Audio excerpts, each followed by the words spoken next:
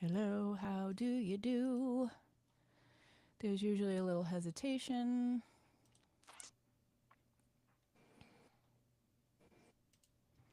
Hello, how do you do? Hey, look at that. It says we're live. I'm acting like this is the first time I've ever done something like this, which is mostly true. It's sort of true. Because as Rice and I have been talking about previous to my microphone falling apart and my video next not exporting, this is all new gear. So, welcome to my basement apartment slash studio. I don't live down here, but I kind of do live down here. Where are you? Are you in your kitchen? I'm in my kitchen. Yeah. I- Yeah. See how everything has changed? Once upon a time, we used to gather in my radio studio and do all kinds of ridiculous things like this. And I didn't have to worry about anything working or anything not exporting. Or you know what, my microphone rarely ever fell off. Not never, but rarely. Did today. Yeah. Thank you for getting all of your hairs cut for this event. You're welcome. You're welcome. Um, there's a lot that I want to ask you about. I'm an open book, Angel. You talk a lot about in your press stuff. You talk a lot about your Darkbuster years. Yeah. How were those years? Um. It it was fun. It was fun. Mm-hmm. I mean, it was a lot of work. Like in the beginning, it started as like this side project when Lenny called me at the time, and he was sober, and he wanted to play with some sober people, and I was like, yeah, that's cool, And I had been in one of his other bands, Swaggeroon, like a few years before that, so we knew each other from like the Derringers days, Oh and, Jesus, where was Derringers? and Brockton, Oh shoot. yeah, all ages place. It was awesome. It was amazing, and so we started playing, and he was like, I want to be a punk band. Yeah, I guess that's sure. And when it first started, I mean, we would play literally 3 times a weekend, like Friday, an afternoon show on a Saturday, then Saturday night, and then some other VFW on a Sunday. And it got popular so quick, which was unexpected for me, for sure.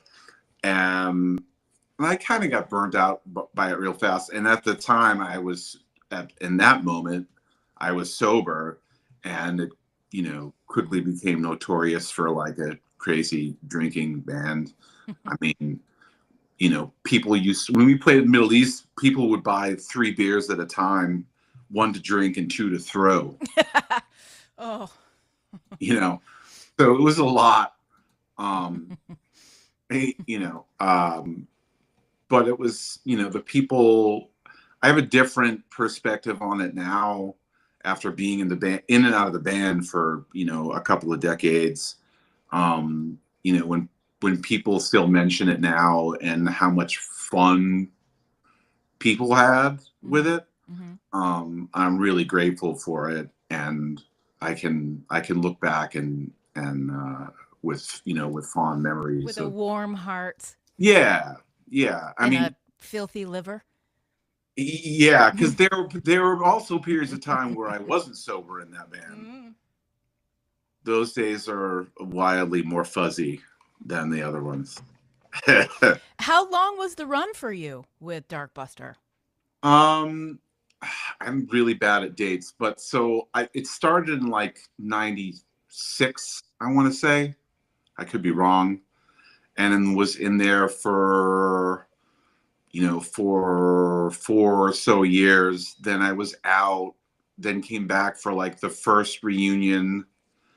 And then when we were in that first reunion for rehearsals, like we always did was immediately writing songs to make each other laugh. And then all the next thing you know, we had like, a record's worth of material. Let's make a record. and then did a stint and then did a tour with the Dropkicks and went to LA and then came back. And then I left again, and those guys went to Europe, and then I don't know, maybe I was in it again. I don't know, it's so many times, like in and out, you know. Yeah.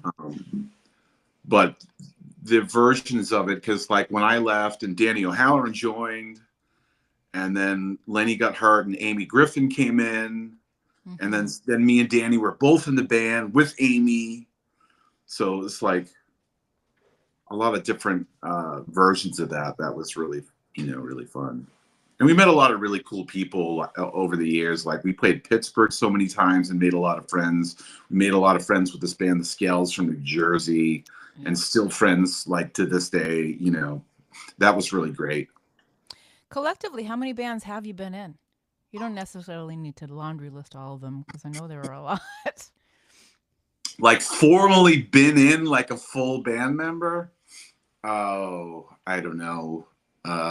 Probably a dozen or so. Yeah. And like one-offs or two-offs, I mean, probably another dozen or so.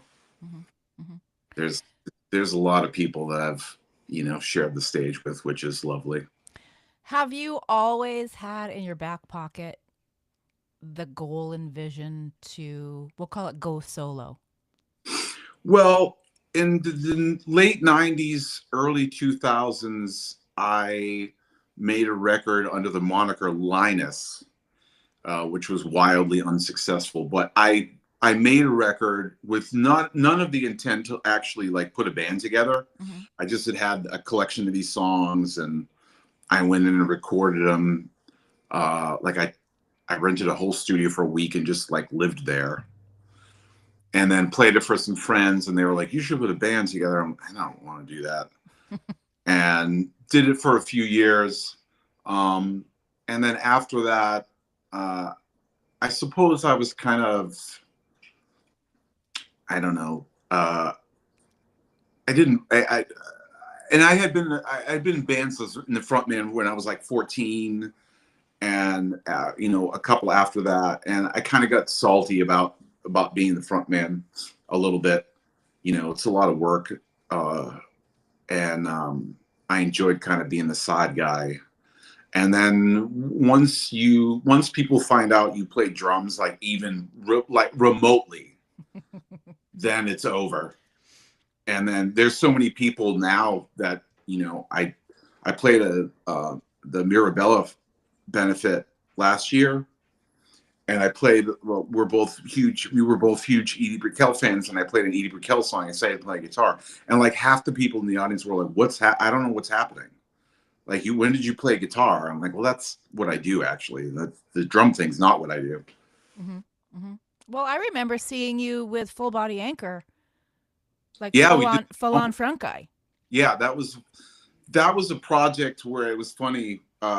My wife and I, we were down at Foxwoods, and we were in this hotel that wasn't on the grounds of Foxwoods, and we were listening to some record. I forget what it was, and I was like, I just want to be a front guy so I can jump around like from Fishbone. He was like, that seems like a weird idea, but that's cool.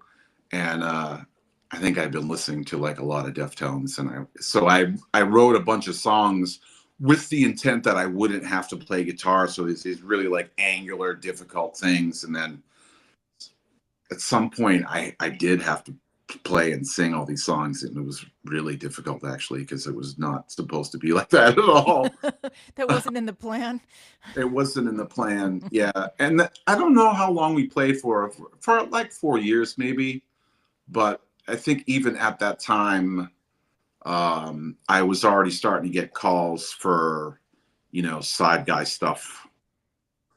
And it just, that's where you kind of took off from there. Yeah, that's where my majority of the time is spent doing that stuff.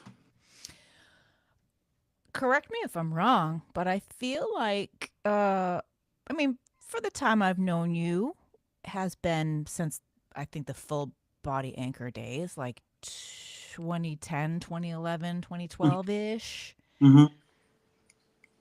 I would say, has Stars Like Ours been the longest run for you in terms of the length of the band's existence and how long you've been in it? Yeah, probably the Abby Barrett Band and Stars Like Ours, which both have been around. They kind of started at the same time when I got the Abby gig and Stars started, is essentially 10 years. Well, with the exception of Drago. Drago's Oh, been, right, because you just had an anniversary show. yeah, yeah. So that's technically, yeah, that's the longest with, with several years in between of just like we never said we like broke up. We like we would just take 5 years and not do anything and then be like we got a record and everyone's like, well, I don't know what's happening. um, but those two are definitely the longest stints that I've been in The drummer for each. without stopping, right? Yeah. Without like break in between or anything. Yeah, without hating everybody, quitting, and then Yeah, getting back together again yeah, and getting pissed off at each other.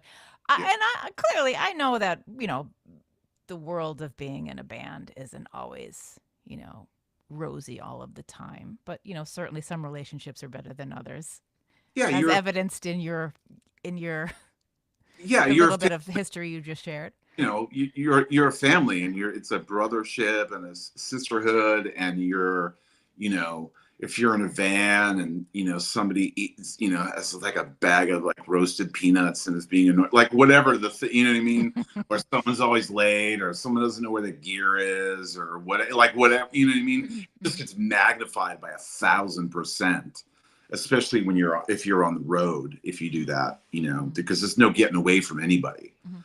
So you can be best friends, you know what I mean? Like it makes no difference. You're essentially in the same house all the time.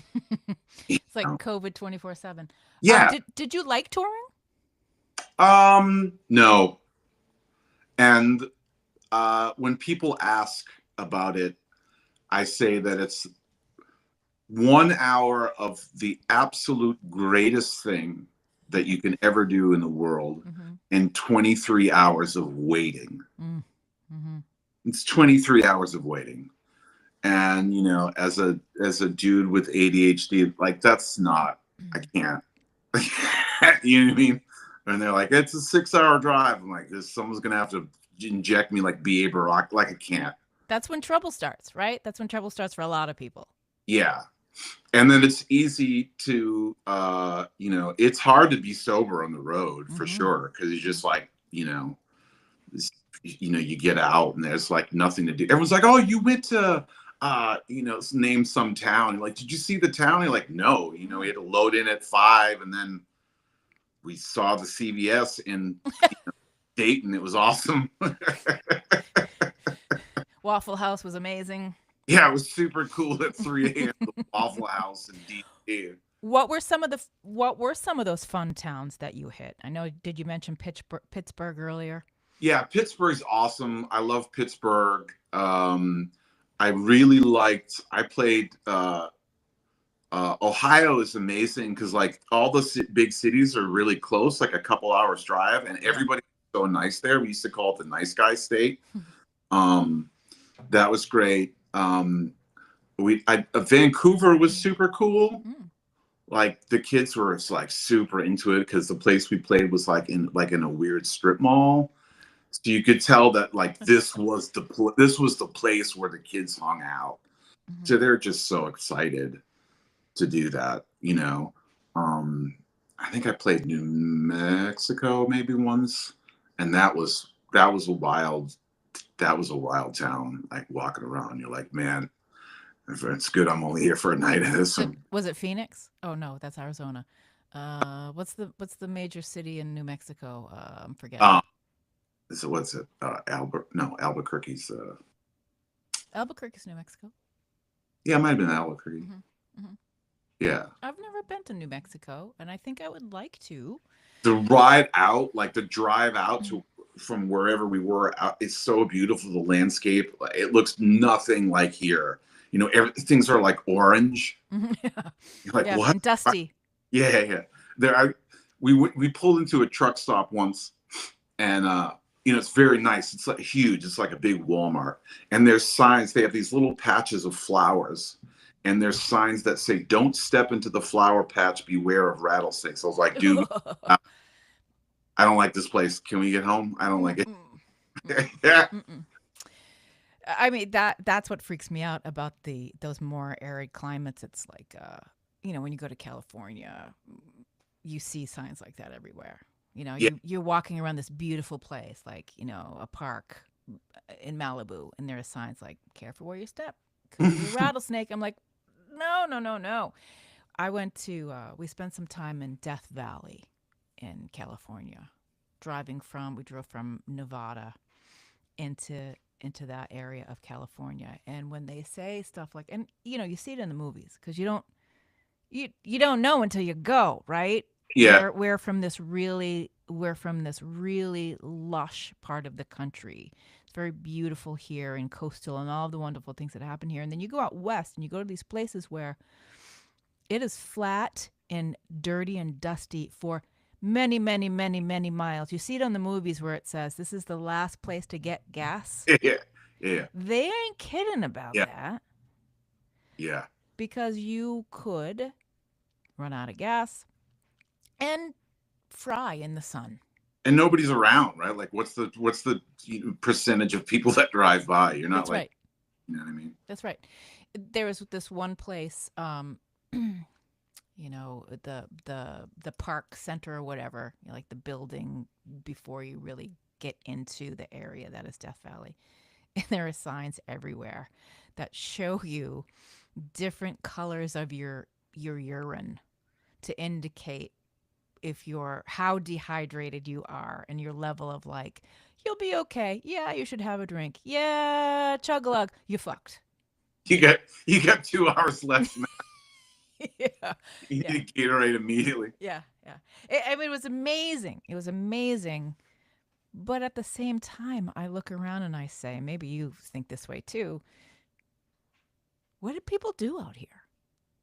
Well, it's funny. I just had a conversation with somebody who lives in California. We were talking about California and like where the different parts go and how like nobody really goes to other places. They sort of just stay in their neighborhoods.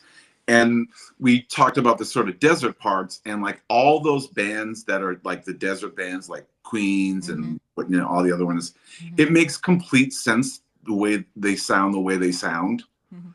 Like it just makes so much sense now. Like it couldn't come from anywhere else. Like it sounds like this desolate, looking out at the end of the world with just, setting up shows with generators in the middle of the desert. Like it's so wild. Like it's so alien to anything certainly that we have around here or just, yeah, there's no comparison at all. Be able to see for miles like that. And sometimes it's just like a road straight into the horizon.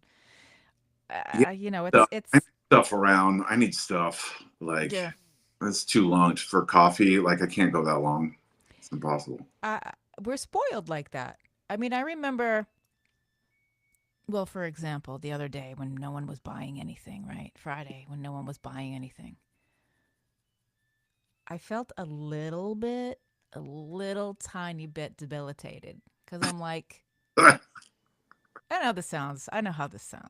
I get it. I get it. But I'm like, oh shit, I can't even. Yeah, I'm not gonna do that. Oh no, I can't. Oh, I wanna. No. Yeah. Can't do that.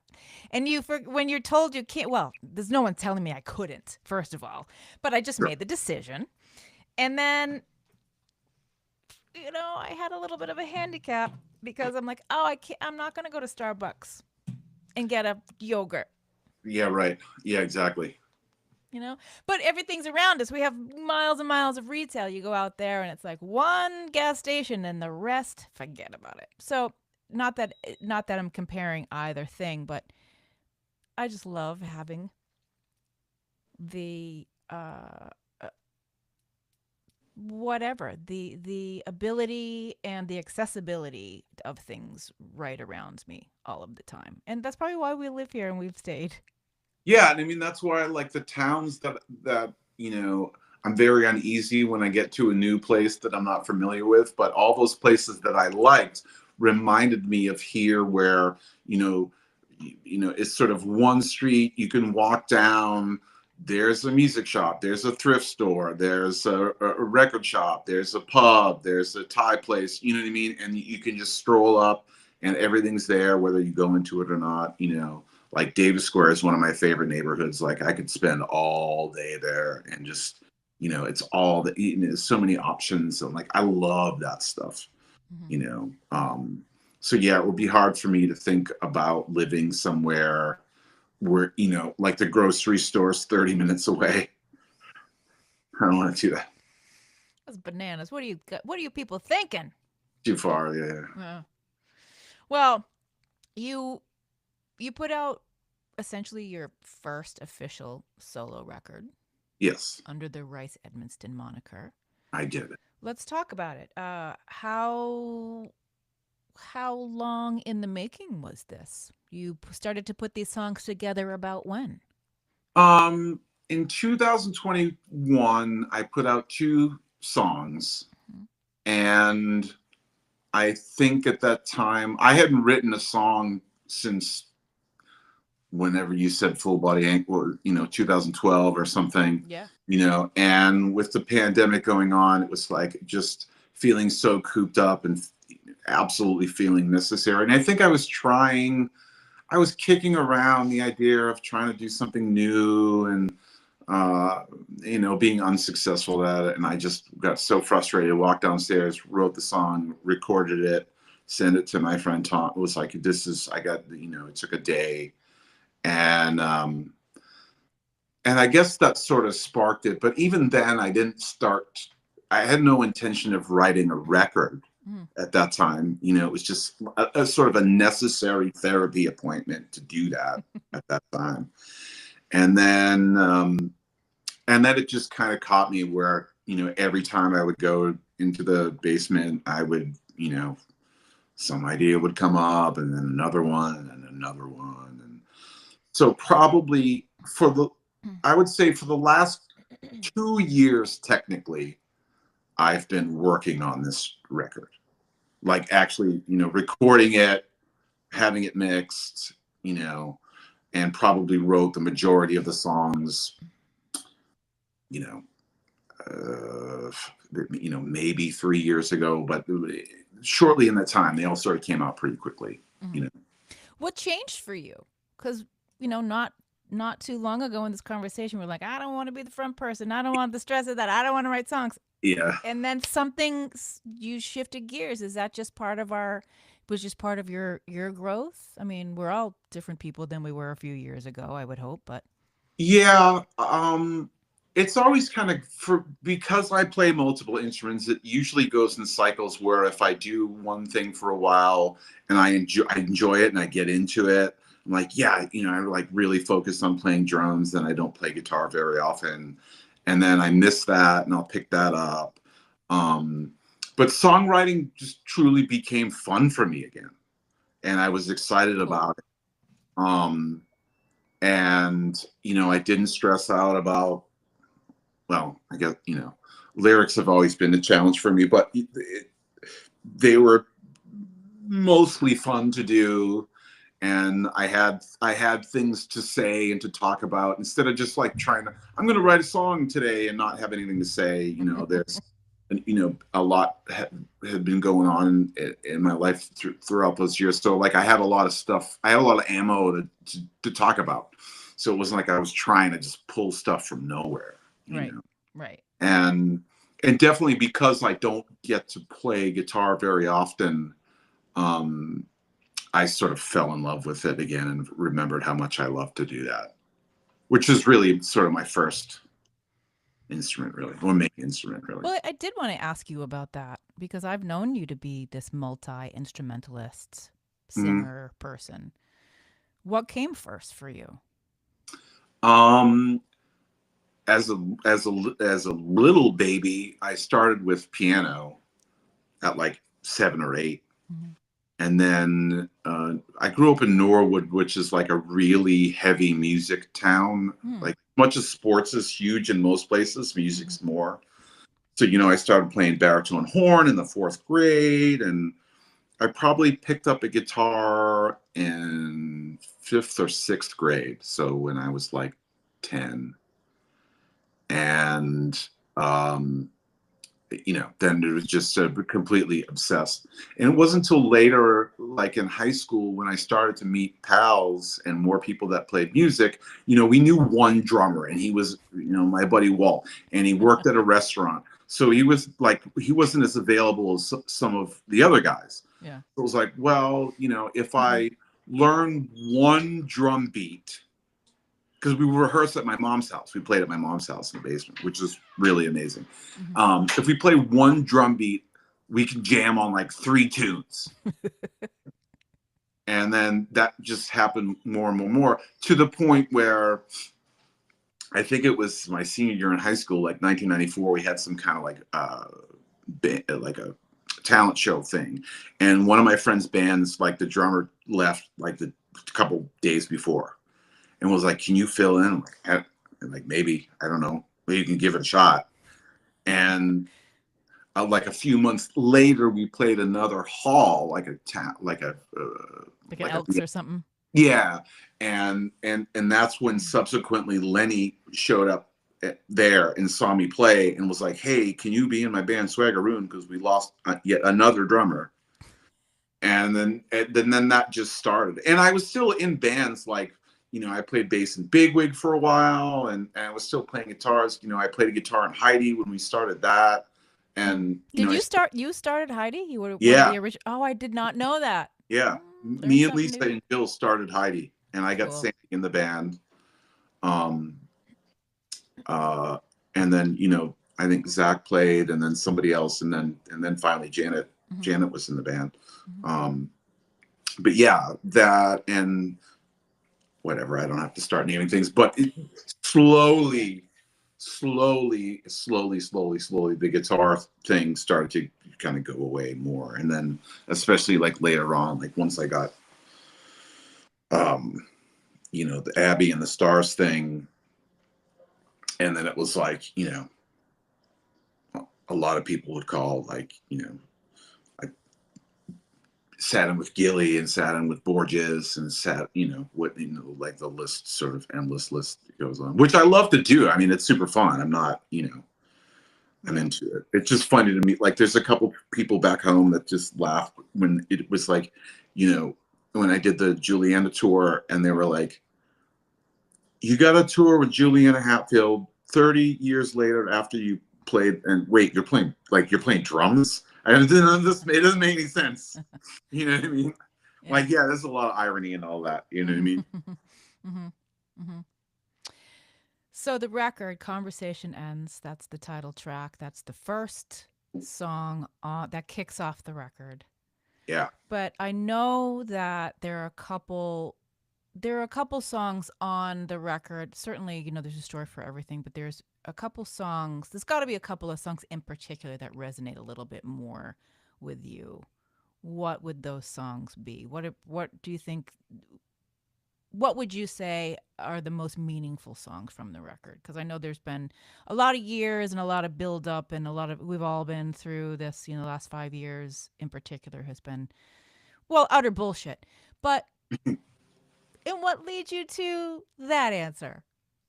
Um, the song "Are You Still in There," which is about my mom, Mm, who's been suffering with dementia for a few years mm-hmm, now. mm-hmm, And um, I I don't typically write songs like that are yeah, so, I'm gonna write a song about, you know what I mean? Um, so it was, I don't even remember necessarily how it came about. I probably went downstairs, started playing my guitar, and started to say things, and went, "Ah, shit, that's about my mom." mm-hmm, mm-hmm, And, just sort of about the process of, like visiting her, and, seeing her, you know, sort of getting worse, or what she remembers or what she doesn't remember, and kind of thinking about, and having plenty of other friends that have gone through the same Yeah. thing, Yeah. and what that experience has been like. um that's that's kind of the big one. I don't Yeah, it will be interesting to see how I react to that when we perform it. Like, will I just be trying to remember the lyrics and not trying to screw up, or am I going to be like an absolute mess? You know? Um, Chances are the latter. yeah, yeah, oh yeah, yeah, right, yeah. Probably it doesn't take much for me to ball my cry. Yeah, I'm with you. And then I had the record. Our mutual friend Andrew King, who mixed the majority of the record. Mm-hmm. I think I had 8 songs to him. And I was like, you know what, man, I think I got to have one more. And I really thought about a lot of the sort of like newer music with sort of the younger folks. Like, I took my niece Emma to a concert. I think his name was Ricky Montgomery, maybe. I could be wrong about that. But and just the way the place was, the entire crowd was singing along to the songs that they were playing on the PA before the band. Yeah. I was like, what is even happening right now? And this kid put on a show. Like, I listened to it before and was like, I can't believe we're going to this. This is the worst. And I was dumbfounded by You how hated what you heard. absolutely I was so mad. And and I was like, dude, this guy put on a show like that. I want to do that. Like, that's what I want to do. It's amazing. And so I tried to think about, of all the things, some people have moms that go to dementia. Some people struggle with, sobriety, and some people have depression or whatever. Like, what's the one thing that everybody has had an experience? And I really thought about it for a while.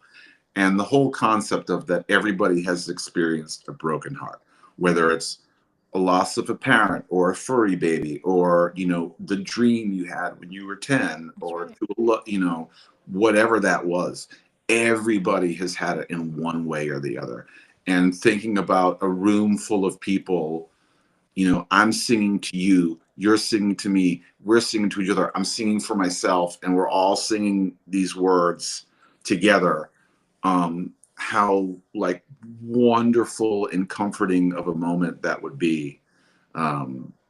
So yeah, so We All Have Broken Hearts was that one that I hope that people experience it that way, as like a big comfort, and to share it with other people, like not just, something you could play for your friend, or something you could play for yourself, or, because like each day it's different. And the words are so simple that like, it was a deliberate thing, Yeah. I wasn't, because usually my lyrics are like, this is cryptic bullshit, Mm-hmm.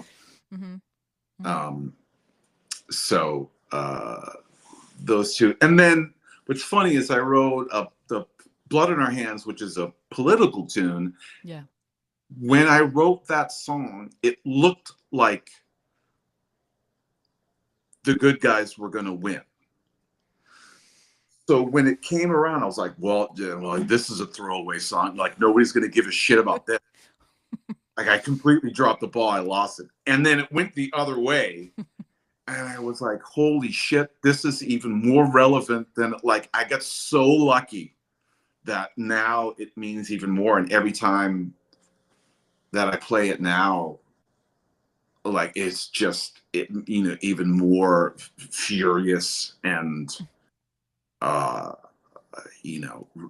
can't believe how relevant it is. And it's not that I'm like patting myself in the back, like I wrote this like crazy tune. It just, from going, oh no, literally, this is completely irrelevant now. So, like, it appeared like it was going to be. Even releasing the record, I was like, oh, I'm going to wait till after, and maybe I'll take this song off. No. Nope. Turns out you should. It's got to be right away, you know. Yeah. Um, but yeah, I mean, I know most singer-songwriters, use music and songwriting as a form of therapy, and that's what it's always been. Hmm. What it's always been Yeah. for me. Yeah. I mean, I've I've spoken to a lot of folks who will say, very similar things that they didn't even really know what they didn't even know what they were going for until, the process of completing the song, even, Yeah, down because to the production, you're just trying to like. Sometimes you might have a tune and you have a couple of words, and it doesn't necessarily, as far as the sentence go, doesn't mean anything. And then as you kind of explore and get into it, then all of a sudden you're like, oh, I guess that's about that, huh? Okay. Well, I guess, That's coming to the surface. yeah, I guess we're going to talk about that now. So here we go, And then obviously there's the other times where you're just like, I'm pissed and I'm going to say this shit, Yeah. you know? Hmm. You're going to be doing some gigs, I heard. Yeah, You're going to play. You're going to play it out.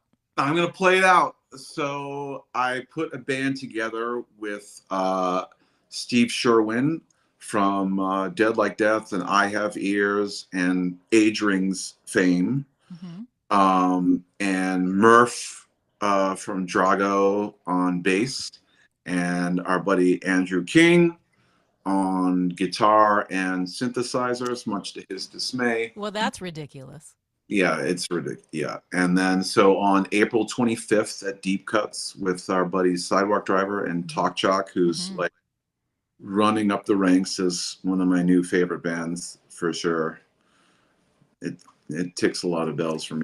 So let's back up for a second. Andrew King is going to play gigs. Yes. That's so awesome. Yeah, we're pulling him out of retirement. So I don't know if I'm not really sure what, if it's a testament to our friendship or to the material or to what it is that he agreed to do it. But Caught him at just the right time. I'm so grateful because there was a few years there that we didn't spend a lot of time together, not just life, not for any reason. Yeah. And it's been extraordinary to be palling around with him again and going through this, because mixing a record and playing songs and, I don't know how many people that I've played music with are watching right now, but I'm very particular, Yeah. to say the least, about stuff. I'm sure everybody's there's a collective group of people. I heard someone go, "Oh, really?" Yeah, like that guy's the worst. So I have to be mindful of like who can just even put up with that shenanigans. So all the guys have been very grateful and very not grateful, very patient with that. So for that I'm grateful. But it's been really great to get back to and to play music with Murph. He played in Linus back in the day and other when we were kids, and I did spend a lot of time with Steve for a little while because all of our bands were playing, like not just Drago and Dead Like Death, but like we did gigs with I Have Ears a bunch. And then life gets in the way. You don't see people for a while, so that's been great to like. I think the first time he came back to my house, he's like, I don't think I've been here for like 20 years or whatever, like 15 years. Yeah, it's been a while, man. Yeah, I haven't seen him in a really long time. I know Steve from. I mean, he was a little baby when I met him, and I say baby because I don't even know if he was 20 years old when I met him. Oh, really? Yeah, and he was in. He was in this band that I really dug, and I forget the name of the band. Shoot. Anyway, he was playing a bunch of really really cool stuff. Something about the Underdogs. Steve, help me. But but it was great stuff. And he was really young. And I used to call him my little Dave Grohl because he, like you, plays everything. Yeah, yeah, yeah. Well, I don't know if it's he's got some stuff in the works too. I don't want to. I don't want to overstep my bounds, Yeah. but yeah, he's an incredibly talented young man. Hmm. Hmm. Yeah, man. So I got a good bunch of guys, and it's super fun. Like when I joined Mill Pond Falls with Joey McMahon, who I was in Senior Happy with a million years ago, and he he put a band together, and that band was so it was really like nothing I've ever been in before. Mm. And generally it's blaming a lot of it to do with me because I'm such a pain in the ass to be in a band with for the most part. It was so chill and just like a Sunday afternoon like guy pal hang, Yeah. and I was like, yeah, I kind of want that, a little bit of that aspect in there too, you know what I mean? Hmm. Yeah, absolutely. So I get to have that, get to see my boys, and we have fun, and then and then they get yelled at a lot. Well, I don't. I think we're far enough away from the pandemic lockdown stuff where I guess we should probably put it away. But there's always something that brings me back to it, like the gratefulness. Really, like you hit it. I'm really grateful that we're able to see each other again, and people are able to do the things that they love to do again, and that we can all meet together and have it happen again. Um, I saw it really. We really came in. We really came in hard and heavy in 2023 when I feel like a lot of the smoke had cleared for us in terms of being able to assemble again. Yeah, And it was a slow roll for a lot of people. And to be honest, some people don't want to go back to that. They don't want to go back to pre-COVID stuff. And I life changes. I get it. Some people just don't want to go out in these big public things for whatever reason. And that's okay. yeah, That's your thing. But it's been really nice to be able to meet up again.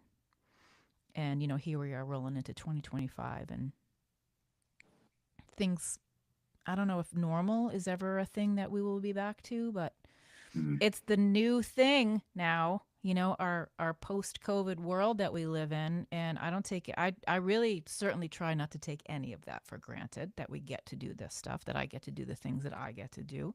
We had two Rumbles after not being able to have Rumbles for a really long time. yep, And we will again. If anybody's concerned about Rumble stuff, I have every intention on, you know, resetting it for you know yay, game time next year. But that's going to entail help. I'm putting the yeah, call out for people to help me because last year, 2024, was particularly rough for not just one reason, many reasons. And I'm going to make sure to get some really dependable folks to come and help me out. And I'm grateful that people have stepped up for that. So you heard it here first. I will be looking for people to help me for 2026. But yeah, I'm really grateful that we get to do this. I'm really grateful that we get to see some of the folks that we haven't seen for a really long time. yeah. When 2 years ago, when Kristen did the Lemmy Fest that you guys do, Mm-hmm. um, when she did it with Janet and Michelle and Gay, and I knew going in what what people were going to be there, and Yeah. I said, when I was in that sort of metal scene back in '95, Mm-hmm. there are some people that I have not seen since like 1995. Yeah. and I was excited and nervous, and I had the greatest time, and there were Mhm. so many like running hugs, like, oh my God, and in my mind, I'm like, hey, Kristen, like, do you know if so and so is going to be there? She's like, I don't even know who that is. Like, I have no idea. And I don't know if that dude's going to remember, you know what I mean? And like, it was like metal dudes are so nice. Like it Mhm. was Mhm. so wonderful, and that's why I was like even more. I was even like double excited for this one this past year. It was so fun because I love all those guys, and we spent a ton of time together. In whatever short period of time that sort of genre was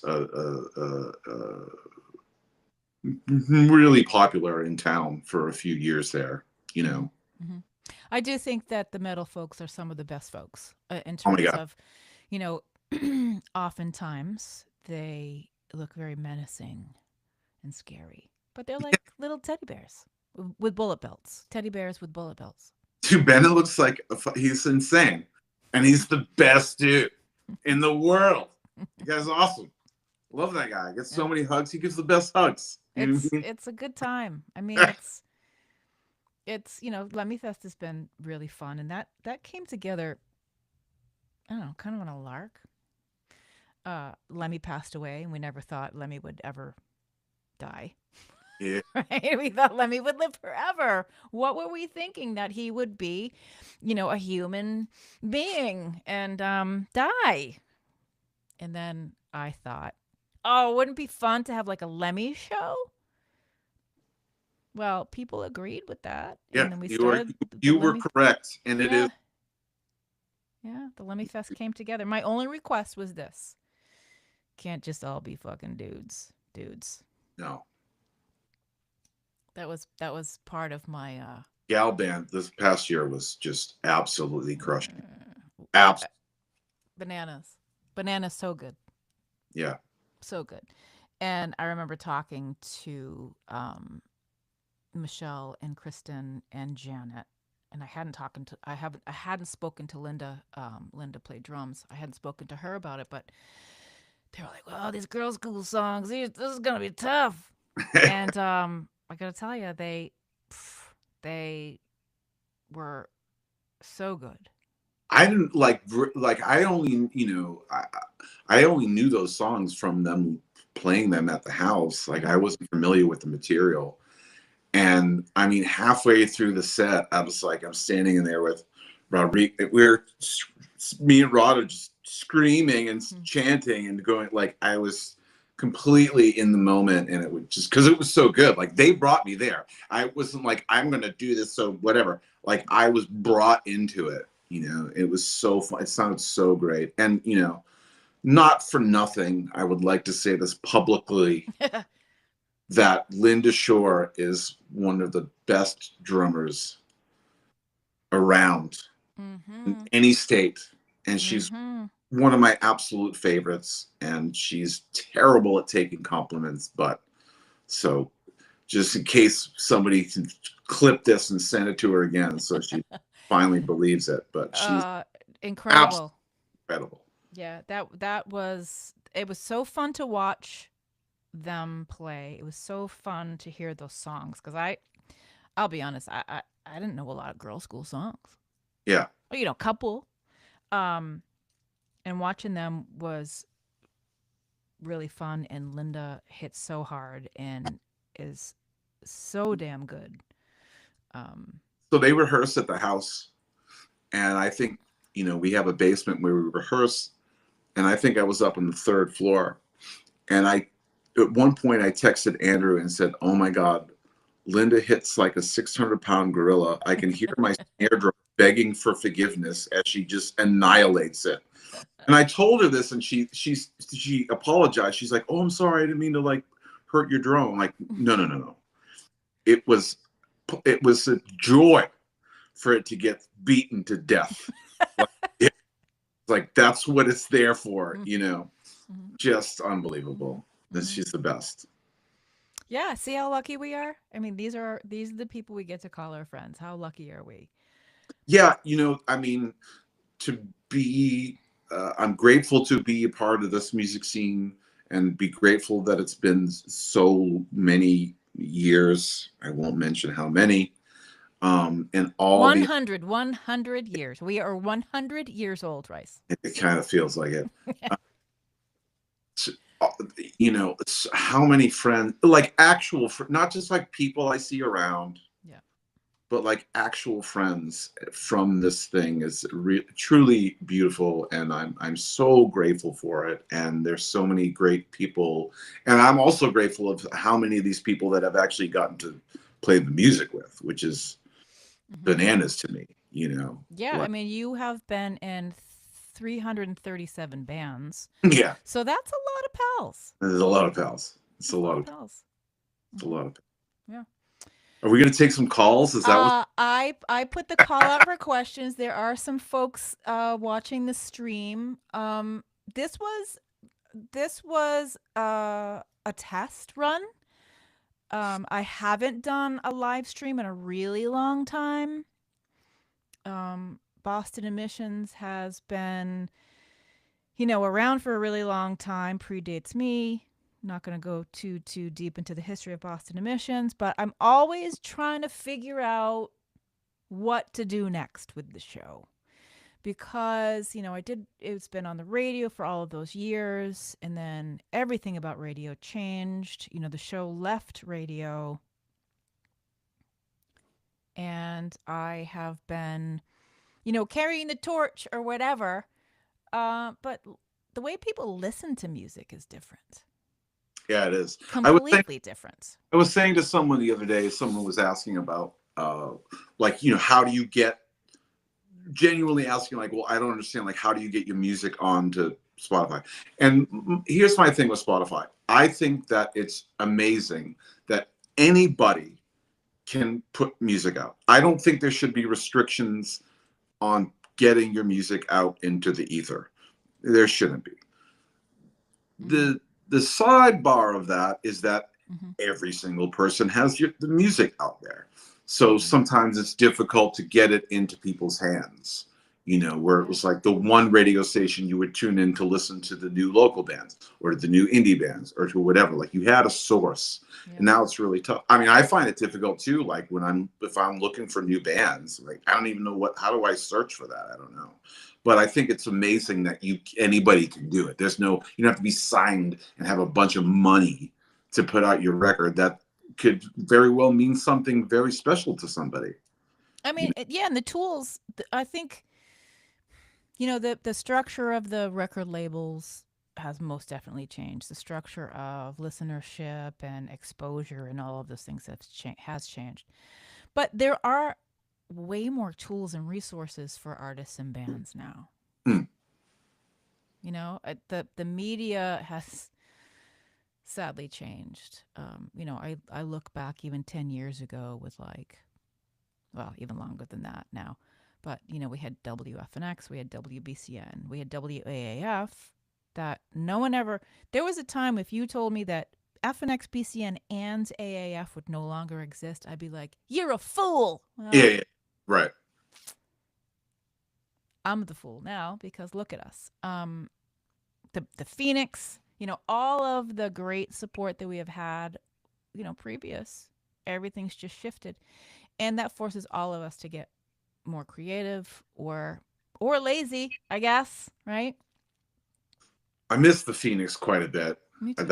That's the one thing that I miss, like getting that and looking through all the dates and seeing which shows you were going to go to and like what bands that people get talked to. Like, I miss that aspect. I mean, I miss all of the press stuff. I loved all of it, but especially that one was like really sort of one of my faves.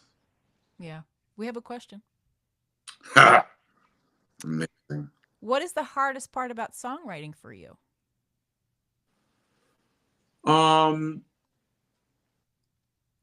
The hardest part about songwriting, I don't mean to sound crass about it. No, please sound crass. That's why we're here. I don't find, writing lyrics is the hardest part for me, because the music part of it is easy for me in general. I don't, Mm.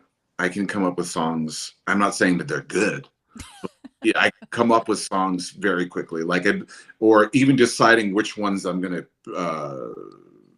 in, what's the word to whatever continue with, like to keep going with seeing it through.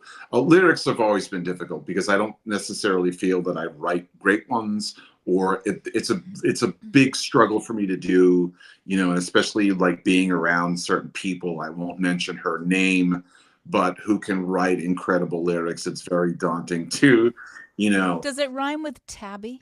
Yeah, a little Mm. bit.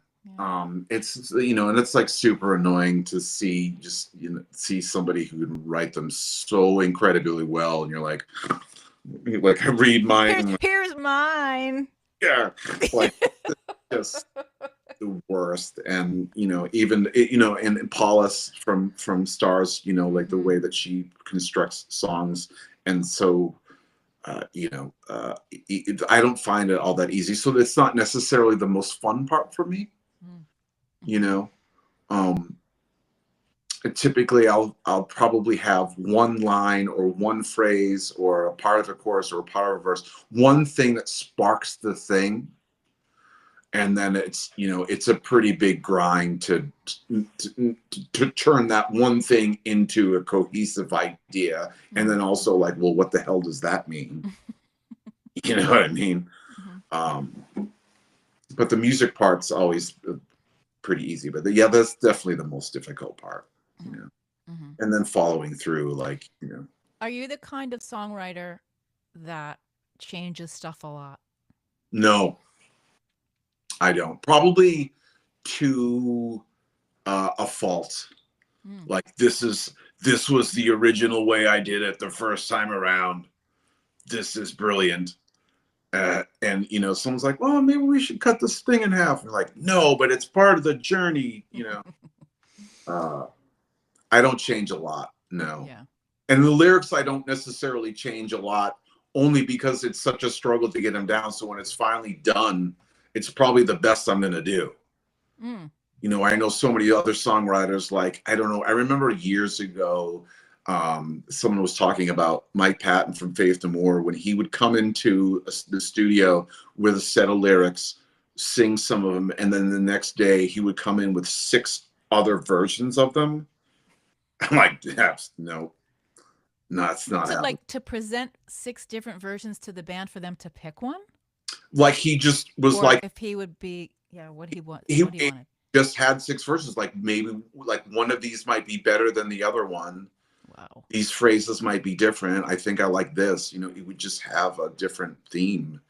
It Mm. just incredible to me that you would be confident to I have these options. You know what I mean? Where I'm like, I think, um, Sounds a little bit mental, but okay. I mean, yeah, he's sort of a mad genius. So yeah, Yeah, yeah. for sure. Um, Tell me more about playing with Bus Stop Past and Present, asks Michael. That's hilarious. Bus Stop, aka Michael J. Murphy, is my oldest friend. I've known Murph since I was 6, Mm. 7, maybe. He says 7. He says technically 7 because we knew each other in kindergarten, but I don't think we became friends till 1st grade. And um, I grew up with him, and we became the people who we are together, and our senses of humor and our musical tastes. And when we when I was in high school in a band and Murph didn't play bass, and I didn't necessarily like things how it was going with the guys in my band at the time. So I cut out a piece of cardboard, drew 4 strings on it, wrote all the notes on it, and said, I want you to figure out what all the notes are. And he would come to my house and he'd be in the other room while my band was rehearsing, figuring it out. And then I gave him the bass and was like, all right, now you learn the things. And then immediately dumped that band, started a band with him. And then later on, he was one of the guys when I had my Linus record, was like, you should put a band together. And I'm like, well, then I guess that means you. So, and we toured and played. And he's an incredible musician and bass player. And his knowledge of, the things in his grab bag that, if you can mention Ben Folds, and you can mention Slayer, and you can mention Ween, and you can mention whatever, and he knows all of it. And he's very empathetic. He cares so much about the material itself, like representing the material, like what I'm trying to say within that. It's very special to still play music with him, and he's my best pal forever. And that was your first band, Bus Stop? Your very first band was called Bus Stop? No, Bus Stop was his. He gave himself that nickname for some other band that he was in. Okay. And then we've been using it ever since, and we've been using it in Drago. And what's up, Bus Stop? Yeah, Bus Stop. Nice. Yeah. All right. So first, is this your first? Will this be your first official show, the Deep Cut show in April with Sidewalk Driver? Yep, it's going to be the first official one with the full band. I've done a couple of solo gigs, which I'll continue to do here and there. But with the full band, it'll be the first one, and it will be an exciting night. It's going to be good. It's going to be good. And then, is your plan to play out sort of regularly? Yeah. With this band, I know you play in other bands, of course. Yeah, we'll play regularly. It will probably be fewer in between. It won't be, a once a month kind of deal. Just to make them a little bit more, a little bit more fun, a little bit more interesting. And, there's only so much everybody can take of me yelling at them into a microphone. You know what I mean? Like, it's enough already. It's too much. It's too much. I mean, I don't think we've gotten enough of it. So you'll see. I think we've all just been, waiting for you have it all stocked up for us. So we've just been waiting for when you're going to roll it out. Well, that's nice. If there's one person that's anticipating this is an absolute shock to me, because whatever. But that's nice. I hope people have fun. I hope people enjoy it. It'll be it will be good. The band will be good. I have no doubt about that. I can guarantee you that. I'm going back to our texts from Wednesday when I first and I'm not going to show anybody this stream because there are fun pictures that we share. But going back, I said some things about the record and I meant it, and some of it, I'm a joker. I'm always in it for the laugh, but I mean it. A couple of things that I sent you were hey, do you have a website? Do you have like a URL? And we talk back and forth on my, because these are available. RiceStreams.online is available. RiceBabies.online is available. So food for thought. Yeah. And then I was listening to the record and I said a couple of things like, this record is fucking ridiculous. Elon is going to cancel its funding. Stop making shit this good. You're going to make grown men cry because they're going to be so jealous of you. Then I said, fucking Polche. Tom Polche makes one of the songs. Yeah. And then you said, also Andrew King did. And I said, well, he's also a genius. So we're on to something here, Rice. We're on to something. That's my very quickie review of what I heard. I will put something I'll put something more cohesive into words that you can use on all of your things. But here's a quick look at the pictures. Whoa.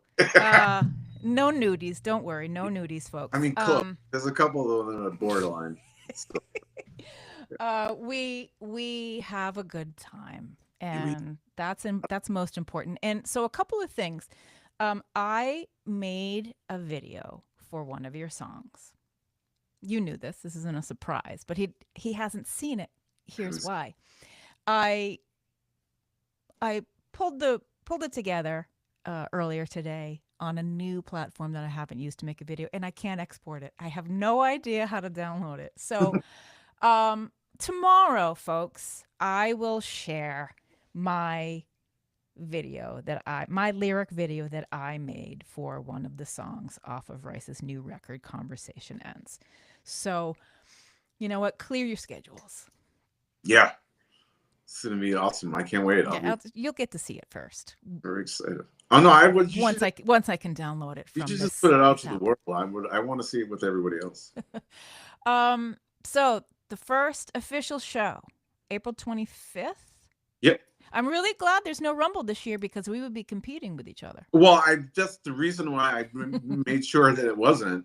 I tried to do it in May to give us a little bit more time for the boys to get it together, and then like it wasn't. And then I texted you. I was like, "You're not doing that, right?" Because I got like 2 dates I can pick from, and I don't know. And I need time because we don't know how to play any of these songs. That'll be a great show. Deep Cuts is a cool spot. I know you've played there before. I very much enjoyed that establishment. It's super cool. I like the pinball machines, the record shop, the sandwiches are great. Everybody's super nice. The room reminds me of the bronze from Buffy, which is also, fantastic. I know you guys are super Buffy aficionados. I am so not.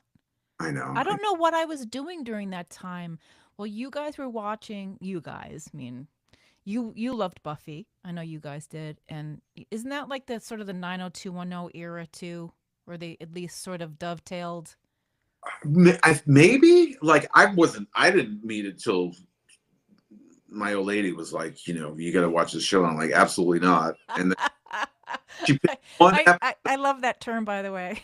Oh, it's my favorite. She picked one episode for me to watch, and it was subsequently the correct one. And I was like, all right, yeah, man, I'll check this out. This is pretty cool, And then we're actually currently rewatching it again for like the time. Is Buffy your favorite show? Is that the one? Wait, is she right? I literally just heard her say, "How dare you not? How dare you say no?" It's not my favorite show. Do I know what your favorite show is? I think I might. But most people do. Yeah, it's Friends. Friends is yeah. That's what I knew. I knew that. I didn't want to be presumptuous and say it for you. Which also I didn't watch until 20 years after it was over. And Kristen would come. I would come home and watch it, and like 2 different channels would have it on, and I would like shut this off. She's like, no, I'm watching it. You can go somewhere else. And then I came home one day and was like, fine, this is my favorite show. Like joking, being a jerk about it. Turns out it turned into my favorite show. Joke's on you. Joke's on me. I really do. I watched Friends when it was on in prime time, and I did like it, and I went back and watched it. I remember being somewhere. I was traveling somewhere. I think it was in Denver in a hotel room, and I thought, I just want to put something on TV that is just mindless. Just doesn't mean anything. There's no political overtones, whatever. And Friends was that. Yeah. At the time, and I realized that I did kind of enjoy it. Yeah, it's just like whatever. It's just whatever, and it's predictable and it's thing and it's funny. It's when I on that Juliana tour that I did, Dean Fisher, the bass player, there was like one night where we had a night where we could like hang out in the hotel room, and they came to mine and I had like Friends on. He was like, dude, like what is happening? And like the very next day he was like, dude, I watched Friends all night. Like it was amazing. I'm like, yeah, it's the best. And Friends is on every single hotel room TV in the planet. It's everywhere. You can't get away from it. Even all these years later. I mean, it hasn't been on in what, like, when did it end? In 2004 or 5 or something like that? Something ridiculous. It did like a 10-year run. Yeah. Or 11-year run, and they hung it up. Which was plenty of time, I think. Yeah.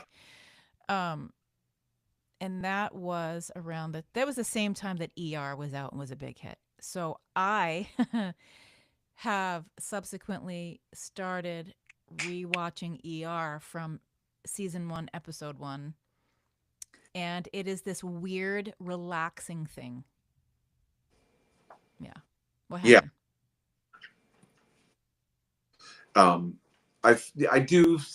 I have been known to listen to the same record months on end, day after day, and watch the same shows months after, and month after month. It's like Friends ends, turn it on again. You know, there's some therapist that talks about what that exactly means in That terms. if we rewatch the same shows over and over again. Yeah, Yeah. as like a predictable comfort thing. There's no Is it a surprise. trauma response, Rice? Because I think it probably is. Everything that I do from a response is the only I thing think that it probably is. literally everything. For me, yeah. Yeah. I have also spoken at great length, and you can flag this at any time if you got to bounce, but we Oh have no. spoken on a number of occasions about how we are into true crime stuff. Yes. And it's not just for women, despite the fact that, the statistics lean in that direction, but it's not just women. No, my life is pretty much runs around Friends, true crime for the most part. That's what the majority of that is, Mm-hmm. and trying to sneak in as many Fishbone records as I can listen to before I get yelled at for the Well, most it's part. amazing. But true crime, it definitely, I mean, you'd be hard pressed to find a show that I haven't, like, every time I look through the streaming platforms, I'm like, they don't add enough new stuff. Like, you know what I mean? Like, search through the true crime. I'm like, seen it, watched it. Mm-hmm. I find it fascinating. I just said this again yesterday, where it's not I'm, and I'm not just saying this because we're talking right now because I've said this to you before. One of the reasons why I appreciate your podcast is because it's so victim based, Mm. and it's truly most of the shows are not that, and that's a part of the story that gets left out so much. I mean, I think the original interest for me was like, you know, um, okay, so this person's a serial killer. They're insane. They're crazy.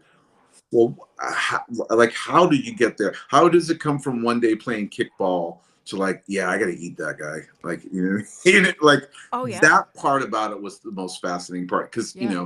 because I'm also sitting there watching like, well, is that going to be me? I don't know, man. Like, do you know what I mean? Do I Lock if your I doors. do I have to like check the boxes? So like, what the, Yeah. you know?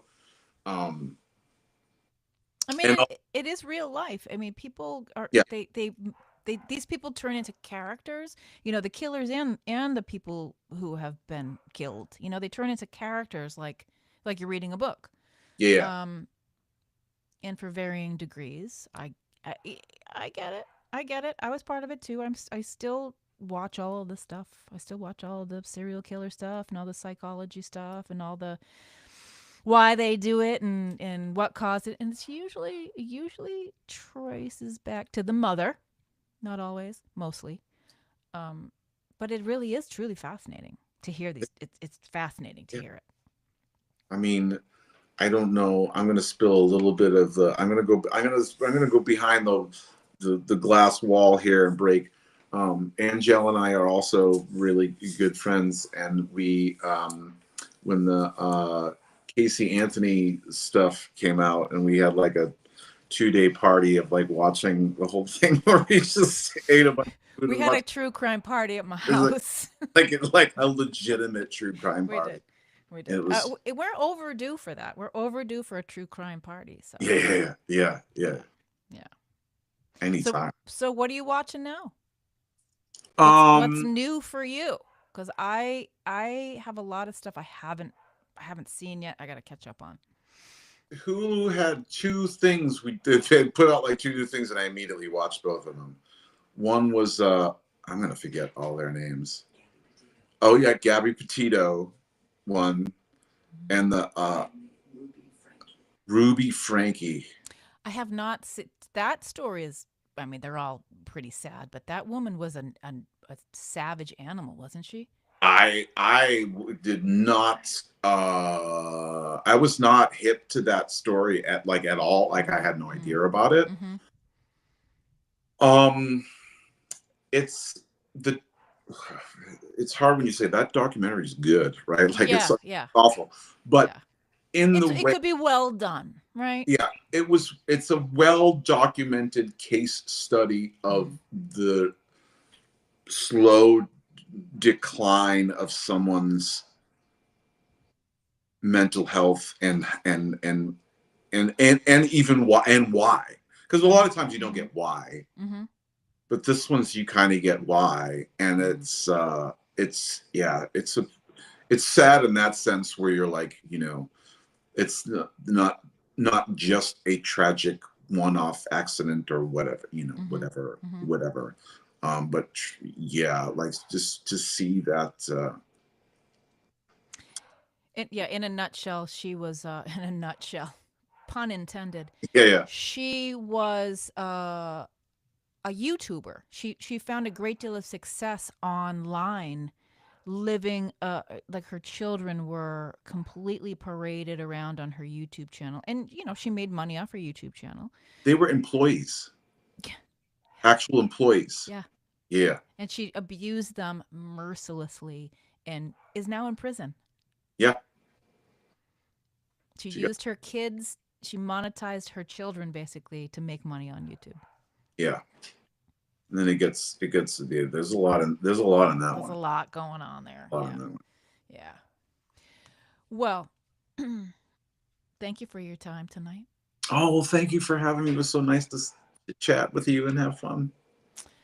Uh, I have a video that I'm gonna try to share. Let's see if I don't know if I can attach it in this way. I'm gonna try it. Fuck it. Um, yeah, I don't know if it's gonna let me share it. Probably not. It's a it's a video that you created. Yeah, it's not gonna let me do it. It's a video that you released in 2022, Yeah, 2021. yeah. 2022, I think. I think it came out a little bit after the song actually came out. Mm, mm. Waltz put together, filmed it in the basement of your pal Jill Colleen and in Abby's basement. And That was there. I didn't realize that. yeah, Why did yeah, I not know that? yeah. Um, where this particular person had the owner of the home had some sort of clothing store and emptied out the store into the basement that was renting out to renters. Yeah, yeah. So it took a little time to clear out space to do it. Hence why I'm in the corner. No, I dig it. Do you like making videos? Um, I would like it more if I had the capabilities to to make the video instead of trying to like tell someone what I wanted to Mm, do, mm-hmm. only because that's just hard to do that. And then um, it's hard to make. I find it hard to make videos that are really good, because it's very complicated and it takes money to do so. And I'm not talking about like making a like a Dua Lipa video, but like there's Yep. so many things that come into play, like location and lighting and footage, and to get those ideas realized Mm-hmm. are way harder, because you can have really great ideas for a video, but to make that a reality is so much harder than just like, hey, we should get a guy to play trumpet on the song. Like it's not the same. No, no. So I wish it was easier to, like, if when you had a good idea for a video, you're like, how I want to do this thing. And you're like, yeah, you can't. Where are you going to do that? You can't do it. Like, where? where would that even happen, or like Mm-hmm. who's going to let you walk through their woods with or whatever the thing is. Mm-hmm. Mm-hmm. I would like to do more. I had planned to sort of, I had this great idea, grand idea to sort of make a video for each song. Oh, cool. Yeah. But that sort of, went out the window pretty quickly as far as That's like, a heavy lift. That's definitely a heavy lift. Me tooling around, the social media stuff that I do on like these little, these phone apps. They are super easy, but they're wildly time consuming. yeah, So when you see people online, all these content creator people who are blowing out all of these videos, it's like, who's doing that for you? Because I don't know if one single person can truly spend hours upon hours upon hours editing down these things, and we see it, and it's like maybe 20 seconds, right, but yeah. that could have taken hours. Yeah, I definitely don't have that kind of attention span or patience to do it. I wish that I did. If I could edit video, I likely would be more apt to do it, especially if you're just, kicking around and you can spend some time on it. Mm-hmm. It's like a lot easier to do. That's something that you can, kind of sit on the couch and kind of do on your laptop or whatever. Mm-hmm. Um, but yeah, I don't really see that in the cards for me Yeah, very. I kind of enjoy it. I find to relax, I do things like that. To relax, I do, I make like little social images for like my podcast and Yeah, yeah, stuff yeah. the other stuff that I do. And you know what's really relaxing for me? I'm going to leave it on this note. What's really relaxing for me? Looking at fonts, just scrolling through fonts. I love scrolling through Uh, fonts.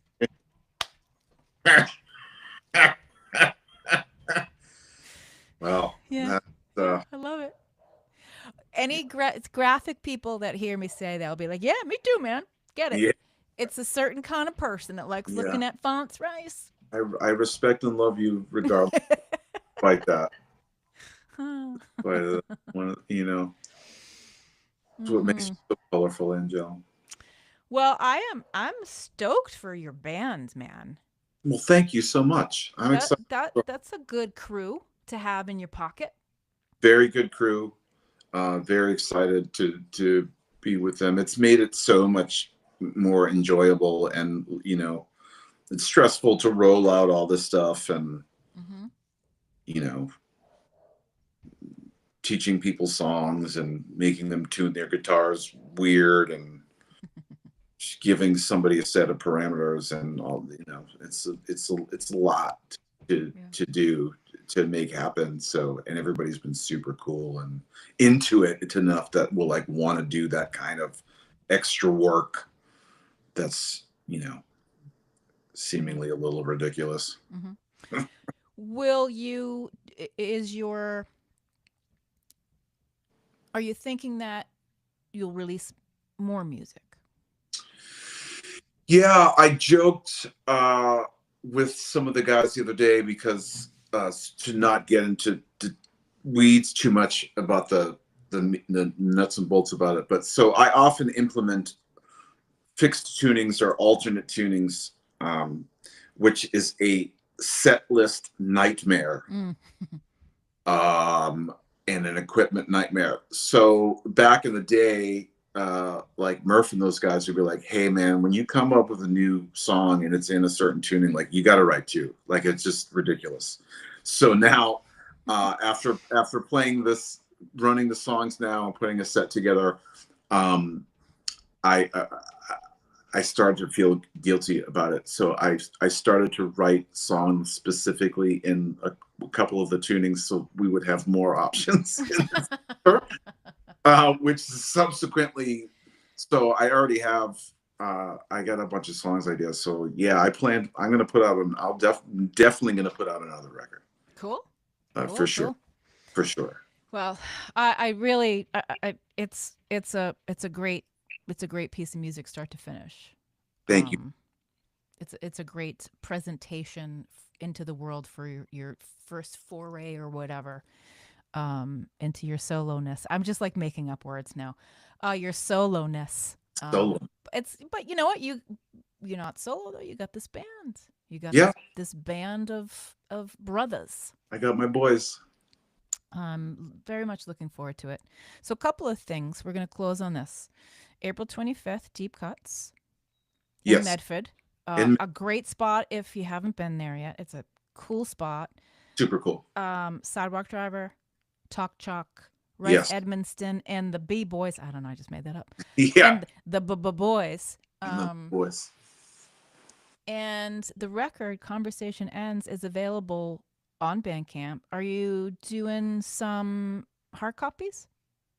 At the moment, I am not. Okay. CDs are an environmental nightmare, Mm. and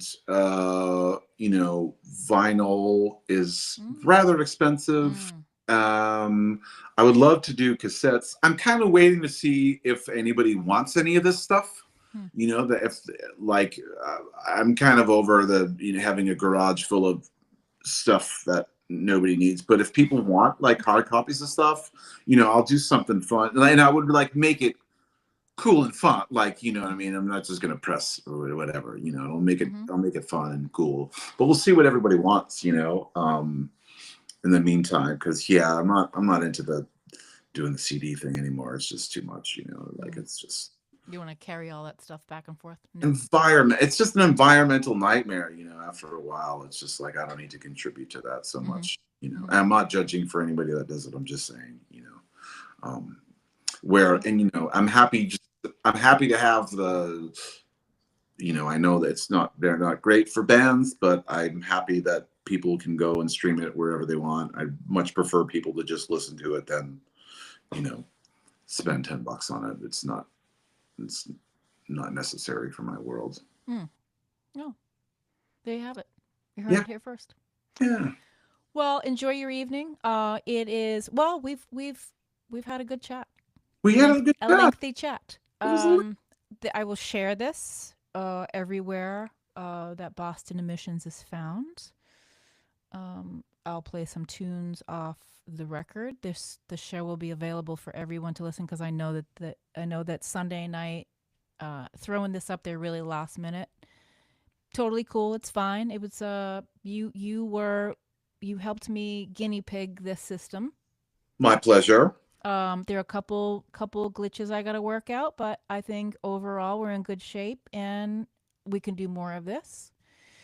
And I will share the show, and I will share the new video that I made that the world can see. I dig it. I think it's cool.